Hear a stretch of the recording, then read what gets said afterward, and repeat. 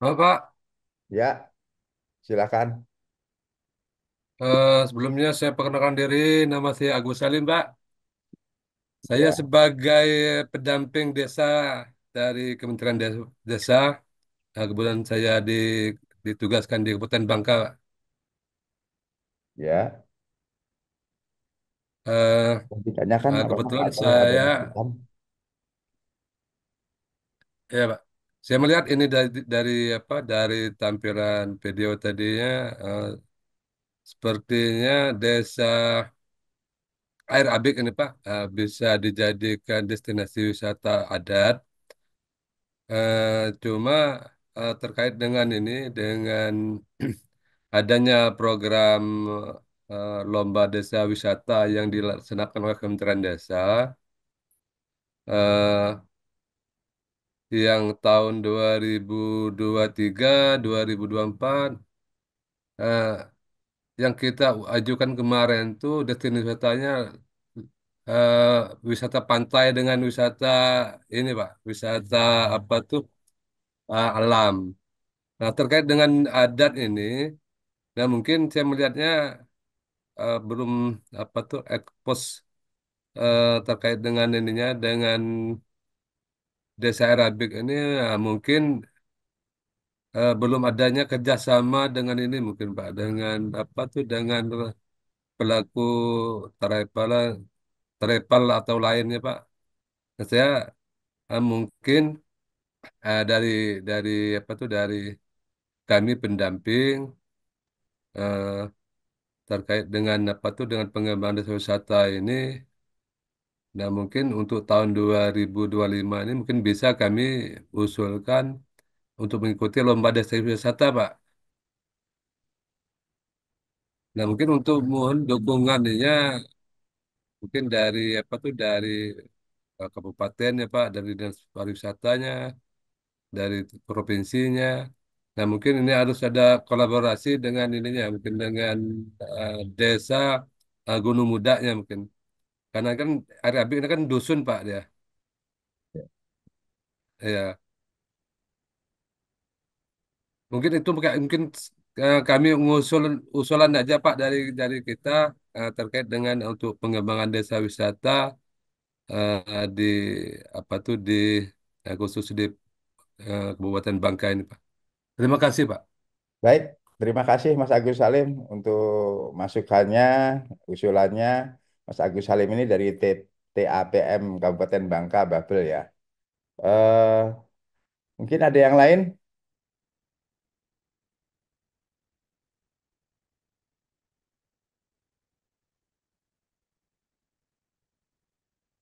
Ada tambahan lagi? Pak Rahmat,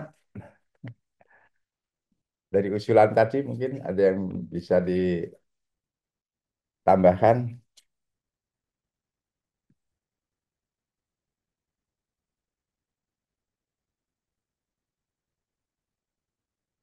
Ada lagi yang mau ditanyakan atau ada masukan atau ada usulan? Monggo silakan.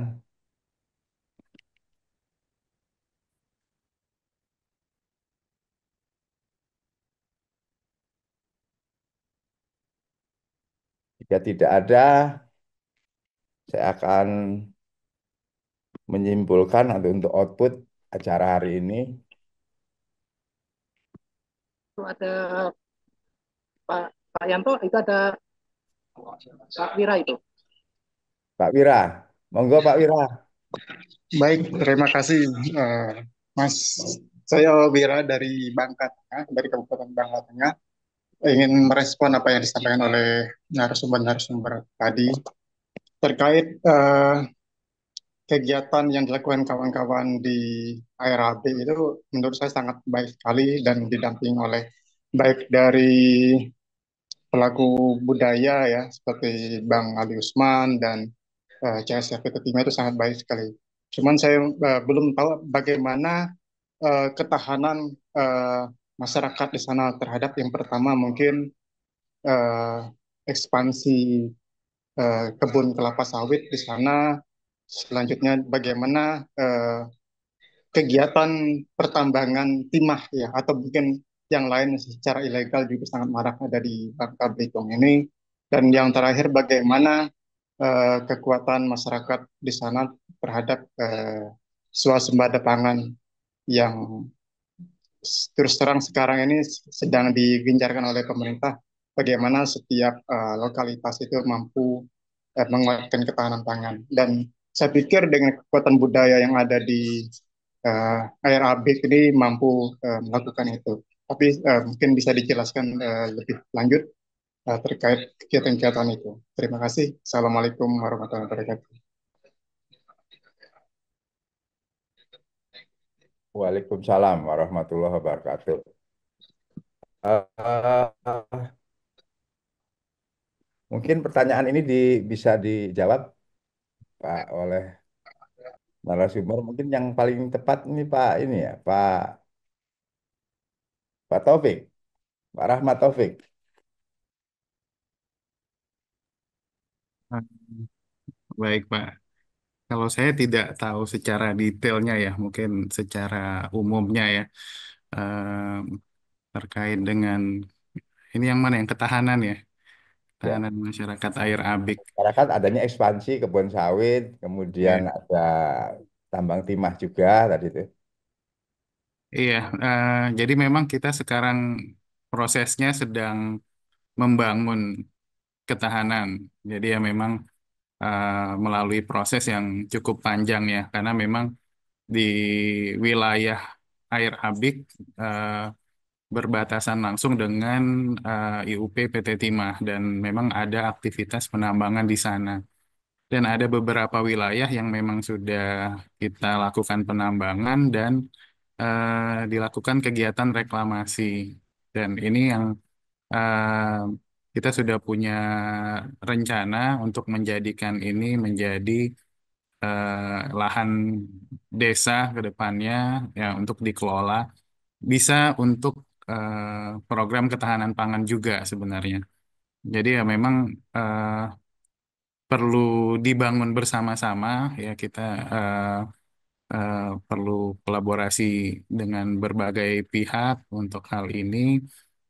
Dan juga tadi ya disinggung juga kelapa sawit juga ya memang sekarang sedang marak-maraknya ini menjadi eh, apa namanya ya tantangan kita juga ya ke depannya karena memang terkait dengan kebijakan terkait dengan hal ini ya kita tidak memiliki eh, ya wewenang juga ya ketika ini terjadi ya mungkin bisa didiskusikan oleh pihak-pihak yang terkait terkait dengan hal ini ya kita maunya untuk wilayah di sekitar desa Air Abi ini yang ya belum terjamah ya jangan di apa namanya ya ditanami sawit lagi sehingga ya akan mengancam tadi ya tapi kan kita nggak bisa juga eh, melarangnya seperti itu Pak mungkin itu ya dan kita juga di Air Abi itu ada apa nanam padi juga, nanam padi. Tapi mungkin ini masih tradisional eh, dan mungkin eh, bisa disentuh juga potensi itu diangkat sehingga bisa menciptakan ketahanan pangan dari segi eh, berasnya. Mungkin Bang Ali bisa menambahkan dengan detail tentang hal ini. Seperti itu Pak dari saya. Terima kasih Mas Rahmat. Mungkin Mas Ali bisa menambahkan lagi. Ya, eh, terima kasih Pak Yanto. Eh, Pak Bang Agus Salim, ini teman lama di Bangka. Beliau orang Kima. Eh, Ya, saya sering ke Kima, ketemu beliau juga. Mohon bantuannya Bang Agus, dibantu air apik itu. Mudah-mudahan dengan pendekatan yang dan pengalaman Abang Agus mendampingi desa-desa, desa apa, dusun air apik yang akan menjadi desa lebih tepatnya nanti mudah-mudahan uh, bisa membantu masyarakat setempat. Ini perdanya tentang pemekaran desa sudah keluar, namun belum operasional. Jadi kita masih uh, halo, Halo, ya, ya. Ada Mas halo, Ali? uh, ya mohon maaf saya pakai WiFi agak agak lelet nih. Ya, Jadi ya. uh, itu harapannya saya dengan Bang Agus, mudah-mudahan Bang Agus membantu air apik. Terus yang kedua terkait dengan sawit, uh, sawit itu luar biasa masifnya sejak tahun 2014-an sampai hari ini. Jadi dulu pemukiman di belakang air apik itu sekarang sudah lenyap, tidak ada lagi kampung-kampung kebun-kebun itu, semua terkonsentrasi di air apik. Dan ini menjadi tantangan besar kita, tapi tidak hanya di lahan APL, tapi juga di lahan kawasan hutan. Jadi ini yang harus kita selamatkan. Kita mengusulkan perda tentang masyarakat hukum adat Mapur untuk mengelola hutan adat. Terus yang terkait tambang timah, memang masyarakat sebagian dari masyarakat air juga menambang timah dan itu lokasinya tumpang tindih dengan sawit juga. Jadi permasalahan ini kompleks dan memang harus diselesaikan antara pemerintah investor. Nah, kami mengantisipasi dengan ketiadaan hutan yang ekosistem yang mendukung Kepong Memarong, maka kami berencana membeli hutan di desa sebelah, Desa Rinding Panjang. Harapannya suplai bahan baku Kepong Memarong itu terjamin harapannya. Ini kita masih usahakan ada seluas 2 hektar. Terus terkait dengan ketahanan pangan, ini polemik juga. Mereka adalah petani hume, ladang berpindah. Kemarin kemarau panjang itu pemerintah membuat kebijakan untuk melarang pembakaran hutan. Namun yang terjadi adalah masyarakat adat yang notabene sudah terbiasa dengan itu eh, ketakutan. Kemarin sempat dibawa ke kepolisian juga yang pembakaran hutan itu.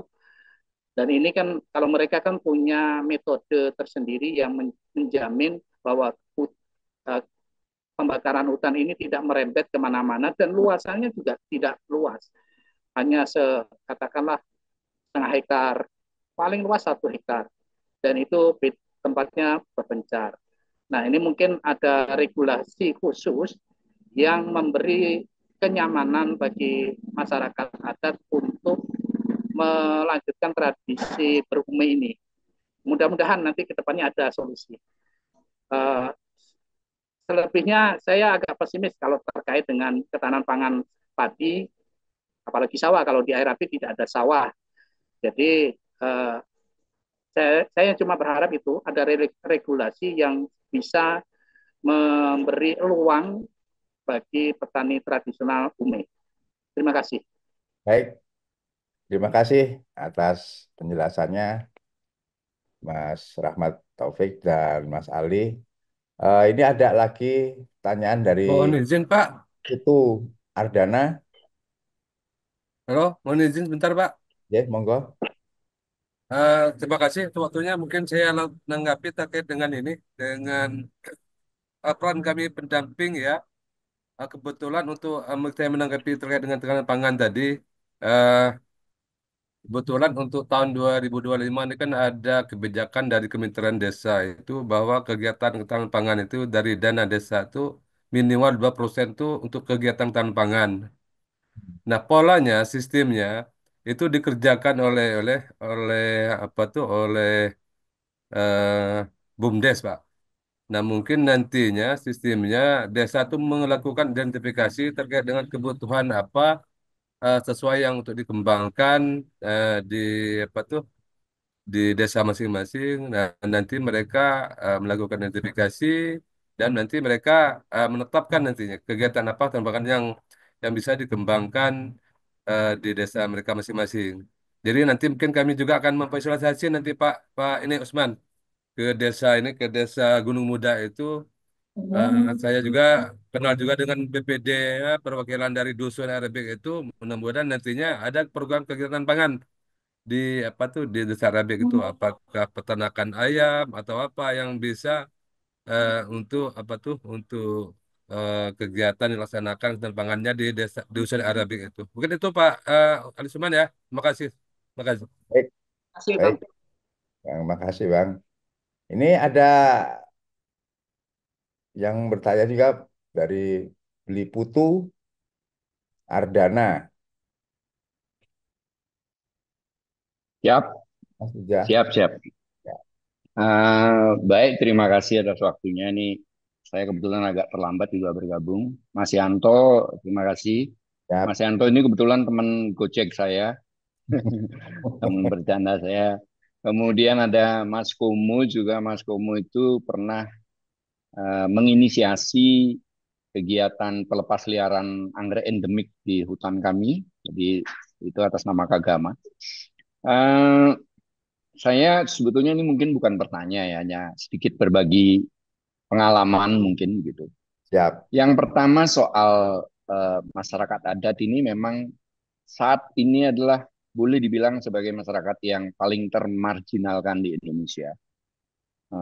Padahal sebetulnya cikal bakal negara ini adalah masyarakat adat. Tapi buktinya sampai saat ini undang-undang masyarakat adat sampai saat ini belum diketok palu. Sampai saat ini. Dan eh, masyarakat adat itu selalu distigmakan sebagai masyarakat yang primitif, bodoh, dan sebagainya, dan sebagainya. Hal-hal seperti itu. Tetapi saya meyakini bahwa sebetulnya semua masyarakat adat di Indonesia itu mempunyai eh, nilai-nilai yang luar biasa, terutama kalau dikaitkan dengan penjagaan lingkungan. Karena sebuah masyarakat adat itu adalah dimulai dari pembangunan komunitas, mereka membangun komunitas secara bersama-sama di bentang alam tertentu sesuai dengan bentang alam. Jadi kalau soal uh, survivalitas di daerah tersebut, dimanapun masyarakat adat itu berada, mereka yang paling paham. Seperti misalnya tadi ada yang pola bertaninya adalah uh, ladang berpindah dengan membakar hutan. Ya mereka sudah itu berdasar pengalaman ratusan mungkin ribuan tahun. Mereka yang paling paham dengan bentang alam tersebut. Tetapi kemudian hal-hal seperti ini, pola-pola hmm, peradaban yang dibangun di semua masyarakat adat ini diintervensi dengan dalam tanda kutip penyeragaman. Misalnya berasisasi, jadi semua masyarakat adat, semua masyarakat Indonesia itu harus makan beras, harus makan mie dan sebagainya. Ini saya kira sangat berbahaya dengan slogan-slogan yang selalu menggambar-gemborkan kedaulatan pangan. Tapi justru menurut saya malah itu sangat kontraproduktif. Itu yang pertama. Kemudian yang kedua, karena tadi ada disinggung juga soal pariwisata, eh, saya minta dengan sangat hormat kepada eh, saudara kami masyarakat adat eh, Gedong Gedong apa namanya? Gedong Marong ya. Gedong Mobarong. Janganlah menjadi silau oleh gemuruh pariwisata. Bali mungkin sekarang dijadikan acuan atau dipandang sebagai daerah wisata yang paling berhasil, paling glamor, tetapi tidak banyak yang melihat apa yang terjadi di baliknya.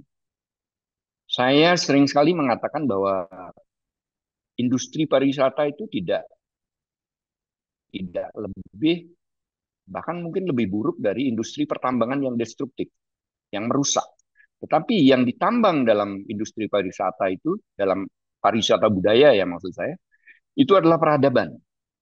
Peradabannya dikikis sampai nggak ada, kemudian si penambang ini ya dalam hal ini investor dan mungkin bersinergi dengan pemerintah akan mencari tempat tambang yang lain. Saya kasih contoh sederhana, desa saya. Desa saya itu disebut sebagai desa wisata, bahkan pernah mendapat penghargaan baik regional maupun nasional sebagai desa wisata. Tetapi dampaknya, karena di desa, bahkan mungkin di seluruh Indonesia, rata-rata masyarakat adat itu adalah masyarakat agraris, eh, yang menikmati secara langsung pariwisata itu hitungan kasar saya paling sekitar 10%. Tetapi yang mungkin 10% lainnya berniaga, mungkin yang 80% tetap bertani.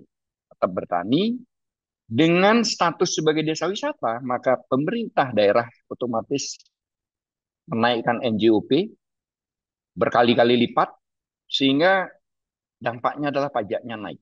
Di desa kami bahkan ada sampai yang PBB-nya itu naik sampai 1000%.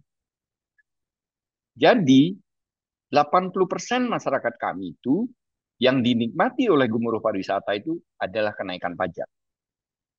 Dan ini dampaknya kenaikan, pajaknya naik tinggi sekali, kemudian hasilnya tetap, harga tanahnya naik. Maka orang-orang akan tergoda untuk menjual tanah. Jadi eh, kalau menurut saya sih pariwisata itu lebih baik konsepnya bukan menjual, tapi kita menjaga sehingga dampaknya menjaga, memelihara peradaban kita, kebudayaan kita, dan dampaknya pariwisata akan datang. Jadi itu sekedar eh, berbagi pengalaman, dan juga yang penting juga kita sadari sekarang masyarakat kita itu di seluruh Nusantara, terutama masyarakat-masyarakat adat itu sedang bergeser dari masyarakat yang masyarakat komunal yang sosialistik menuju ke masyarakat individualistik yang kapitalistik. Sehingga ukuran-ukuran kemajuan itu adalah modernitas dan juga material. Gitu. Jadi ini kita tidak boleh silau akan hal-hal tersebut. Jadi masyarakat adat, rekan-rekan kami eh, di Gedong Mebarong itu, yang paling penting dijaga menurut saya itu adalah nilai-nilai yang kalian punya, yang tadi saya lihat sudah sangat luar biasa itu apa yang kalian punya. Nilai-nilai itu yang paling penting kita. Mungkin itu, terima kasih. Kurang lebihnya mohon dimaafkan. Terima kasih.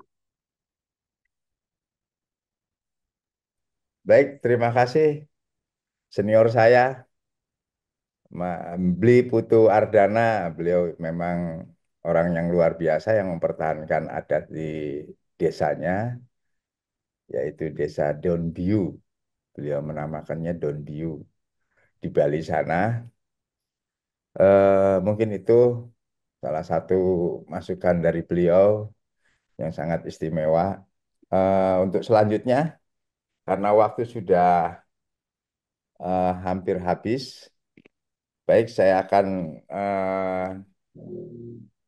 menyudahi sesi ini yang kami tarik dari hasil kegiatan ini, yaitu Gebong Memarong antara masyarakat adat budaya desa dan pasca tambang timah diharapkan menghasilkan beberapa output yang signifikan.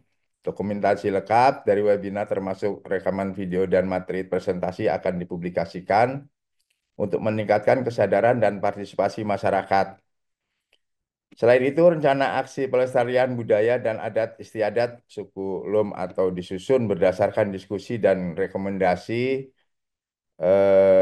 dari webinar ini. Pengembangan potensi wisata budaya di Desa Gebong Memarong juga akan dipetakan dan direncanakan dengan pembentukan tim kerja untuk mengelola dan mempromosikan destinasi wisata. Program rehabilitasi lingkungan pasca tambang timah termasuk penanaman pohon dan pengelolaan lahan bekas tambang akan disusun dengan melibatkan masyarakat adat.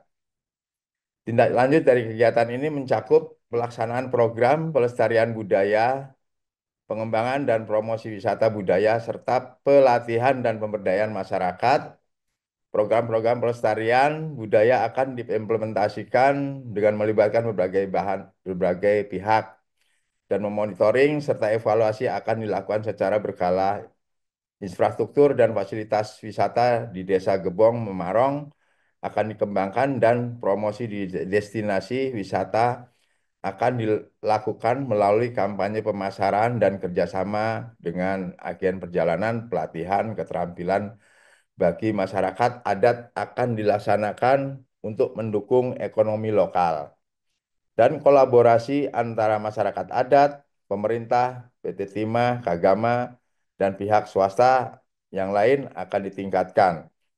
Program rehabilitasi lingkungan akan diimplementasikan secara berkelanjutan dengan edukasi dan kampanye kesadaran lingkungan untuk meningkatkan partisipasi masyarakat. Mungkin demikian, terima kasih semuanya yang mendukung acara ini, pada para narasumber, kemudian teman-teman yang ikut dalam webinar ini, kemudian Pak Warek dan Pak Puji juga ya. Baik, semuanya mudah-mudahan ada manfaatnya. Billahi taufik wal hidayah. Wassalamualaikum warahmatullahi wabarakatuh.